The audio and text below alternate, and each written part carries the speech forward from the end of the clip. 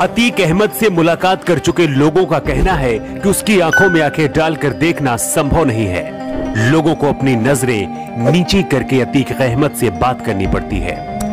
5 feet 6 inch का यह बाहुबली नेता समय के साथ खूब फेमस हुआ, लेकिन तांगा चलाने वाले का बेटा कैसे बाहुबली अतीक अहमद बन गया?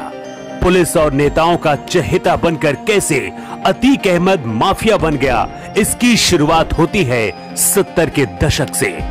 प्रयागराज तब इलाहाबाद हुआ करता था। इलाहाबाद में उन दिनों नए कॉलेज बन रहे थे, उद्योग लग रहे थे, खूब ठेके बट रहे थे। नए लड़कों में अमीर बनने का चस्का लगना शुरू हो चुका था। वो अमीर बनने के लिए कुछ भी कर सकते थे। कुछ भी का मतलब कुछ भी, हत्या और अपहरण भी।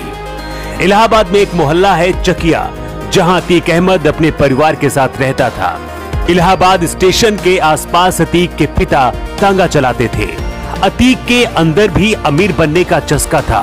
17 साल की उम्र में हत्या का आरोप लगा और उसके बाद अतीक अहमद का धंधा चल निकला। खूब रंगदारी वसूली जाने लगी। इलाहाबाद रेलवे स्टेशन के आसपास के लोग कहते थे कि फिरोज तांगे वाले का लड़का गुंडा बन गया है। लेकिन अतीक आगे चलकर क्या करने वाला है, इसका अंदाजा किसी को शायद नहीं था। इलाहाबाद पुराने शहर में उन दिनों चांद बाबा गैंग का खौफ हुआ करता था। पुराने लोग बताते हैं कि पुलिस भी चांद बाबा के खौफ से डरती थी। अगर कोई खाकी वर्दी वाला उस इलाके में जाता तो पिटकर ही आता था। इस वक्त तक अतीक अहमद 20-22 साल का हो चुका था। अतीक को ठीक ठाक गुंडा माना जाने लगा था। पुलिस और नेता दोनों उसे शह देने लगे थे। कहते हैं पुलिस इसलिए भी अतीक अहमद को शह दे रही थी ताकि चांद बाबा से उसे लड़ाया जा सके। ठीक उसी तरह से जैसे एक कहावत है, लोहे को लोहा काटता है।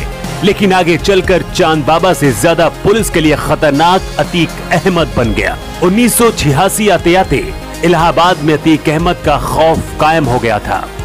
जिस पुलिस ने अतीक अहमद को शह दी, उसी के लिए खतरनाक बन गया था। अब पुलिस अतीक और उसके लड़कों को गली गली खोज रही थी। एक दिन पुलिस अतीक अहमद को उठा ले गई। लोगों को लगा आज किस्सा खत्म, यानी कि अतीक अहमद का एनकाउंटर हो जाएगा।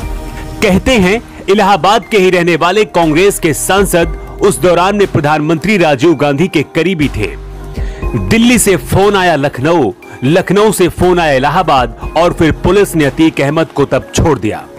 अतीक अहमद के लिए ये टर्निंग पॉइंट था। पुलिस के लिए अतीक अब नासूर बन गया था, लेकिन पुलिस बेबस थी। 1989 में यूपी में विधानसभा चुनाव हुए। इलाहाबाद पश्चिम से अतीक अहमद ने निर्दलीय पर्चा भर दिया। अतीक अहमद के सामने थे चांद बाबा और अतीक अहमद में कई बार गैंगवार हो चुका था। अपराध जगत में अतीक अहमद की तरक्की चांद बाबा को परेशान कर रही थी, लेकिन चांद बाबा को हार का सामना करना पड़ा और अतीक अहमद पहली बार विधायक बन गया। कुछ ही महीनों के बाद चांद बाबा की हत्या हो गई। बीच चौराहे भरे बाजार में आरोप अतीक अहमद पर लगे। इसके बाद धीरे धीरे एक एक करके चांद बाबा का पूरा गैंग खत्म हो गया।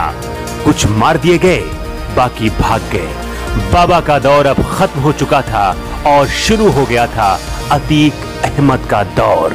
चांद बाबा की हत्या के बाद अतीक का खौफ इस कदर फैला कि लोग इलाहाबाद पश्चिम सीट से टिकट लेने से खुद को मना कर देते थे। चांद बाबा तो लोकल गुंडा था। अतीक अहमद चकिया और इलाहाबाद तक ही सीमित नहीं रहना चाहता था। यही कारण है कि वो विरोधियों को खत्म कर देता था, चाहे वो चांद बाबा हो या फिर राजू पाल। अतीक भले ही नेता बन गया था, लेकिन वो माफिया वाली अपनी छवि से कभी बाहर नहीं आ पाया। बल्कि ये कहा जाता है कि वो सफेद पोश होने के बाद उसकी अपराधों की संख्या में और तेजी आई। सियासत की आड़ में अतीक अहमद आपराधिक साम्राज्य अपना मजबूत करता रहा। अतीक अहमद पर अंगूर के गुच्छों की तरह मुकदमे दर्ज है। मायावती सरकार में तो एक ही दिन में अतीक अहमद पर 100 से ज्यादा मुकदमे दर्ज हुए थे। फिलहाल अतीक अहमद जेल के अंदर रोटियां तोड़ रहा है। अतीक अहमद के खिलाफ भले ही 250 से ज्यादा मुकदमे दर्ज हों, लेकिन आज भी बहुत से लोग इस माफिया और बाहुबली को अपना मसीहा मानते हैं, खासकर मुसलमान। लेकिन क्या आपको लगता है कि अतीक अहमद को जेल में ठूसना और उसके खिलाफ हो रही कार्रवाई गलत है? क्या पुलिस और नेताओं ने अतीक अहमद का सिर्फ और सिर्फ इस्तेमाल किया और अब अकेला छोड़ दिया? आप अपनी राय कमेंट बॉक्स में जरूर दें। रिपोर्ट।